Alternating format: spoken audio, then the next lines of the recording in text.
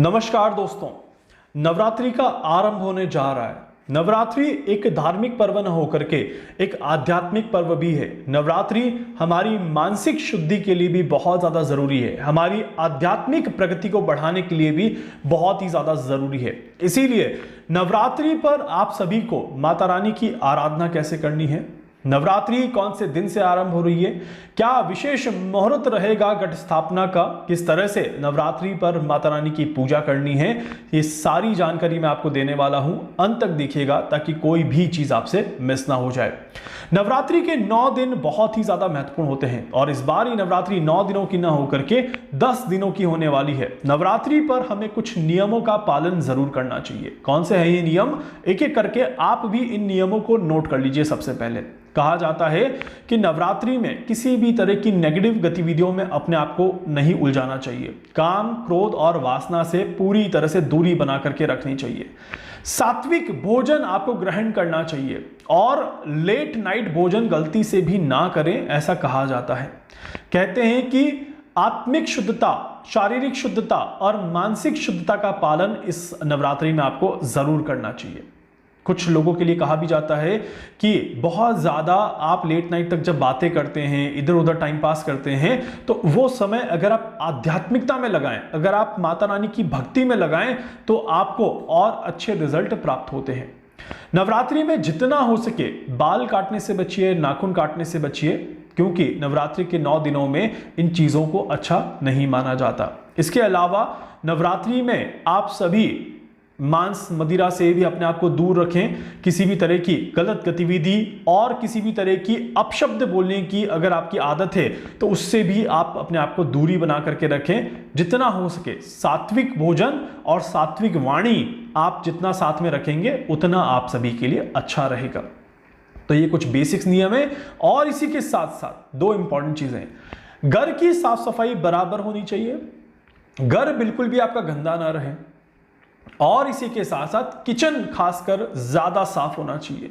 Kitchen में जूठे बर्तन रात्रि के समय पे ना छोड़ें और किचन में किसी भी तरह की गंदगी ना रखें। इस बात का विशेष तौर पर ध्यान रखिएगा, क्योंकि नवरात्रि में ये बहुत ज्यादा महत्वपूर्ण माना जाता है। तो ये आपका रहेगा नवरात्रि का प्रभाव। और अब बात करते हैं कि नवरात्रि पे क्या कुछ आप सभी को पालन करना है, किस तरह से नवरात्रि पर घट स्थापना रहेगी, क्या विधि आपको फॉलो करनी है जो आप सभी के लिए काफी ज्यादा अच्छी रहेगी।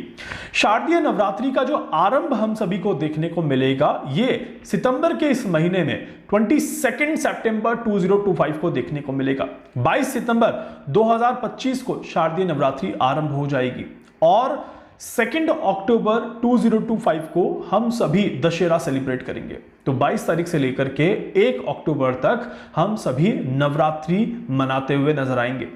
नवरात्रि 22 सितंबर सोमवार का दिन रहेगा, सप्ताह की शुरुआत भी रहेगी और बहुत ही ज्यादा अच्छा दिन भी यहां पर दिखाई देता है। ग्रहों और नक्षत्रों के योग भी काफी ज्यादा पॉजिटिव दिखाई देते हैं और इस बार नवरात्रि पर माता रानी जो है वो हाथी पर सवार होकर के आ रही है। माता रानी का हाथी पर आगमन एक पॉजिटिविटी को इंडिकेट करता है। कहते हैं कि जब भी माता रानी हाथी पर सवार होकर के आती है तो जो पहले आपके नुकसान हो चुके हैं, प्रकृति ने जो नुकसान पहले दिया है उसकी भरपाई लेकर के आती है माता रानी। मतलब जो भी प्रकृति ने, चाहे अभी वो नॉर्थ में उत्तराखंड की तरफ हो जाए, पंजाब की तरफ हो जाए, जो भी नुकसान हम सभी को देखने को मिला है, कहीं ना कहीं उस नुकसान की भरपाई बहुत जल्दी होते हुए दिखाई देगी। इस तरह के योग यहां पर बनते हैं। तो ये एक शुभ संकेत है कि ये नवरात्रि आने वाले दिनों में अच्छे रिजल्ट जरूर देते हुए नजर आएगी। ये नवरात्रि एक नव निर्माण को दर्शाती है, एक नए न्यू क्रिएशन को दर्शाती है। इसीलिए आप भी अपने जीवन में कुछ नया करने की कोशिश जरूर कर सकते हैं।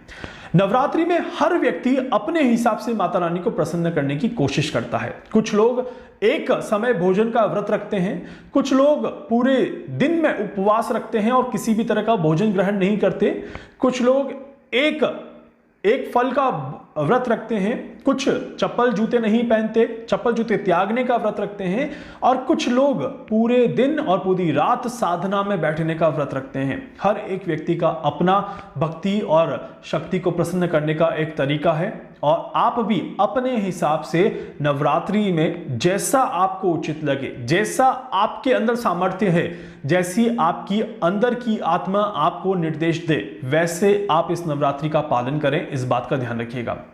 एक और चीज, बहुत सारे लोगों को ये लगता है कि अगर हम व्रत नहीं करेंगे तो हमें फल नहीं मिलेगा, या हम रोज दीपक नहीं लगाएंगे तो हमें फल नहीं मिलेगा। ऐसा बिल्कुल भी नहीं है।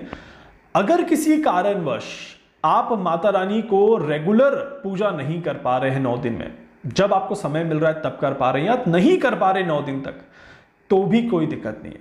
आपका मन साफ होना चाहिए, मन में शुद्धता होनी चाहिए, आपके विचारों में शुद्धता होनी चाहिए, आपकी वाणी में शुद्धता होनी चाहिए। आप मन में ही गायत्री मंत्र का उच्चारण भी कर लेंगे तो भी माता रानी आपसे प्रसन्न हो जाएगी, क्योंकि आप सभी कितना माता रानी को प्रसन्न करने के लिए कोशिश करते हैं वो ही ज्यादा जरूरी है।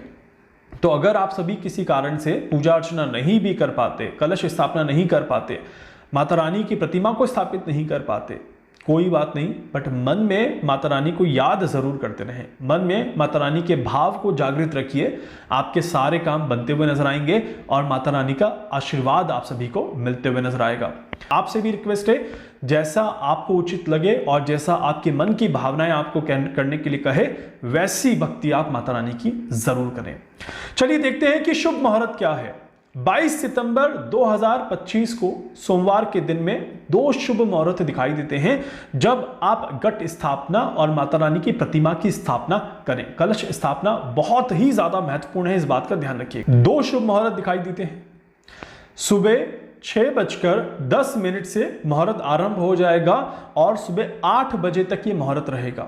तो 6:10 से लेकर के 8 बजे तक आपके पास समय रहेगा, जहां पर आप माता रानी को स्थापित कर सकते हैं, कलश स्थापना कर सकते हैं। और अगर आप ये समय चूक जाते हैं तो आप सभी के लिए दूसरा मुहूर्त जो बनेगा वो दोपहर का 11:50 से लेकर के 12:35 का समय रहेगा। 11:50 to 12:35 तक का ये समय रहेगा। ये अभिजीत मुहूर्त समय रहेगा। इस समय में आप घट स्थापना कर सकते हैं। स्थापना के लिए सामग्री क्या क्या चाहिए, कुछ चीजें जो आपके पास होनी चाहिए वो आप नोट कर लीजिएगा प्लीज। एक कलश आपके पास होना चाहिए। कलश में आप पवित्र जल भर दें, गंगा जल हो तो कुछ गंगा जल की बूंदें को इसमें डाल दें। और कलश के ऊपर आपको एक नारियल स्थापित करना है, वो नारियल आप जरूर लेकर के आएं। नारियल के साथ ही अशोक के पत्ते 7 या 9 की संख्या में आप अशोक के पत्ते ले लें, या फिर आशापाल के पत्ते मिल जाते हैं आजकल, आशापाल के पत्ते भी आप ले सकते हैं। कलश के ऊपर एक चुनरी आपको जरूर रखनी है, इस बात का ध्यान रखिएगा। कलश के नीचे आपको चावल के या गेहूं के दाने, जो हम अन्न के दाने कहते हैं, उसे भी आपको जरूर रखना है। तो वो आपके पास सामग्री के रूप में जरूर होना चाहिए। इसी के साथ साथ आपके पास माता रानी की प्रतिमा को स्थापित करने के लिए चौकी होनी चाहिए। माता रानी की प्रतिमा और घी के दिए प्रज्वलित करने के लिए दीप आपके पास जरूर होने चाहिए। माता रानी के भोग के लिए आप सभी को क्या करना है, आप सभी को पंचामृत का उपयोग करना है। पंचामृत के उपयोग के साथ ही ड्राई फ्रूट्स, आप 5 की संख्या में ड्राई फ्रूट्स रख दीजिए। कुछ फल अगर आप अरेंज कर पाएं तो फल लेकर के आ जाएं। केसर युक्त मिठाई आप जरूर लेकर के रखें, वो भी आपके लिए अच्छा रहेगा। इसके अलावा माता रानी के श्रृंगार के रूप में माता जी को जो भी वस्त्र आप उड़ाते हैं, जो भी चुनरी आप उड़ाते हैं, वो आपको लेकर के रखनी है। साथ ही साथ आप सभी को जो चौकी रहेगी उसके ऊपर एक पीला कपड़ा और एक लाल कपड़ा आपको जरूर बिछाना है, वो आपके पास होना चाहिए। इसके अलावा श्रृंगार में आप सभी को माता रानी के श्रृंगार के लिए जो भी जरूरी चीजें होती है, चूड़ियां हो गई माता रानी की, सिल्वर की कोई भी आभूषण हो गया माता रानी के लिए, और साथ ही साथ मेहंदी, कुमकुम और हल्दी आपके पास जरूर होनी चाहिए। एक पान का पत्ता, उसके ऊपर एक सुपारी और एक सिक्के का कॉइन आप उसके ऊपर रख करके उसे पूजा में जरूर रखिएगा। इसके अलावा मौली, कलावा जिसको हम कहते हैं, वो भी आप पूजा में जरूर रखें। इसके अलावा फूल, फल, माला और लौंग, कपूर और इलायची, ये आपकी पूजा में जरूर सम्मिलित होनी चाहिए। तो ये सारी सामग्री आप पूजा में जरूर रखें, इस बात का विशेष तौर पर ध्यान रखिएगा। उम्मीद करता हूं सामग्री आप सभी ने एक एक करके नोट कर ली है। जैसे ही घड़ी में 6:10 का समय होगा, आप सभी को क्या करना है, आप सभी को अपने घर के नॉर्थ ईस्ट डायरेक्शन में, खासकर वहां पर जहां पर पूर्व दिशा आपकी कनेक्ट करती है और पूजा करते समय आपका फेस पूर्व की तरफ रहे, वहां पर आप सभी को क्या करना है, माता रानी की चौकी स्थापित करनी है और उससे पहले पूरी जगह को साफ करना है, सफाई करनी है, गंगाजल का छिड़काव करना है और उसके बाद माता रानी की चौकी स्थापित करें। चौकी स्थापित करने के बाद उस चौकी पर एक लाल कपड़ा और एक पीला कपड़ा जरूर बिछाइए। कोई सा भी कपड़ा आप ऊपर और नीचे बिछा सकते हैं, ये कोई वो नहीं कि ये कपड़ा बिछाओगे तो ही अच्छा परिणाम मिलेगा, ऐसी कोई चीज नहीं है। इसके बाद अगर आपके पास लाल पीला नहीं है तो आप सफेद और लाल कपड़ा भी यूज कर सकते हैं। सफेद और लाल भी नहीं है तो सिर्फ पीला कपड़ा बिछाइए, वो भी आपका चल जाएगा। इसके बाद आपको क्या करना है, जहां पर आपने माता रानी को स्थापित किया है, ईस्ट दिशा में, पूर्व दिशा की तरफ आपने माता रानी को स्थापित किया है, आपका फेस पूर्व की तरफ है, आप जहां पर बैठे हैं वहां से उल्टे हाथ की तरफ, आपका उल्टा हाथ माता रानी का सीधा हाथ, वहां पर आपको करना है कलश स्थापित। तो नॉर्थ ईस्ट डायरेक्शन में आपको क्या करना है, चावल अक्षत जो आपने लिया है, कुछ गेहूं के दाने होंगे, उसे आप जमीन पर रखें। उसके बाद उसके ऊपर कलश रखें, कलश में जल आपने ऑलरेडी भरा हुआ है, उसके ऊपर आप नारियल रख दीजिए, अशोक के पत्ते रख दीजिए और कलश के ऊपर स्वास्तिक जरूर बना दीजिए। स्वास्तिक बनाने के साथ ही एक कलावा कलश पर बांध दीजिएगा और कलश को आप चुनरी उड़ा दीजिएगा। इसके बाद आपको माता रानी की प्रतिमा स्थापित करनी है और माता रानी की प्रतिमा स्थापित करने के साथ ही माता रानी का श्रृंगार करना है और श्रृंगार करने के साथ ही वो सारी चीजें जो मैंने आप सभी को ऊपर बोली थी वो आप उस चौकी पर रख दीजिए, माता रानी को चढ़ा दीजिए। इसी के साथ साथ माता रानी को चढ़ाने के साथ ही अपने मन में माता रानी का कोई भी एक मंत्र आप जाप करते रहिए।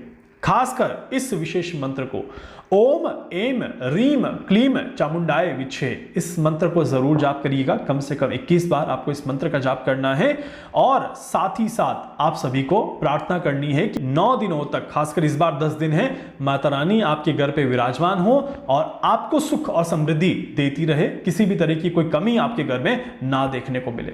उम्मीद करता हूं कि एवरीडे आप सभी माता रानी की पूजा करेंगे। माता रानी को 9 दिनों तक विशेष उपाय में क्या करना है, इसका एक अलग वीडियो मैं आप सभी के लिए दे रहा हूं, उसे भी आप देख लीजिएगा। और एवरीडे माता रानी को प्रसन्न करने के लिए मैं आपको विशेष उपाय जरूर बताता रहूंगा, वो भी आप देखते रहिएगा, ताकि हम सभी मिलकर के नवरात्रि के इन 9 दिनों में अपने आप को पूरी तरह से पॉजिटिव कर पाएं और अपने जीवन को सुख और समृद्धि की तरफ आगे बढ़ा पाएं। ईश्वर से प्रार्थना करता हूं आप सभी का नवरात्रि का यह त्योहार सुखमय बीते और आप सभी के घरों में खुशहाली बरसे। वीडियो को लाइक कर दीजिएगा, चैनल को सब्सक्राइब कर दीजिएगा, बेल आइकन पे जरूर से क्लिक करिएगा। कुछ भी पूछना चाहते हैं, जानना चाहते हैं, अपने बारे में कुछ भी समझना चाहते हैं, आप मुझसे संपर्क कर सकते हैं। मैं पूरी कोशिश करूंगा आप सभी की हर संभव मदद यहां पर कर सकूं। धन्यवाद।